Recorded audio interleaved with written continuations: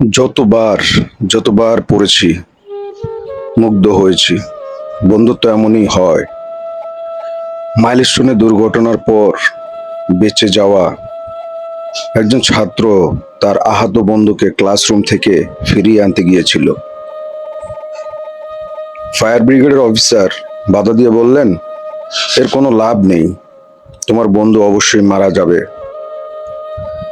কিন্তু ছাত্রটি তখনও গিয়ে তার বন্ধুকে একা একা ফিরিয়ে আনলো।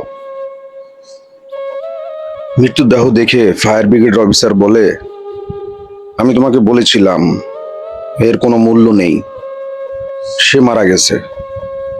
ছাত্রটি উত্তর দেয়, না স্যার, এটা সত্যি মূল্যবান ছিল। যখন আমি তার কাছে গেলাম, সে তখনও জীবিত ছিল। আমার বন্ধু আমাকে দেখে হাসলো এবং তার শেষ কথাটা বলল,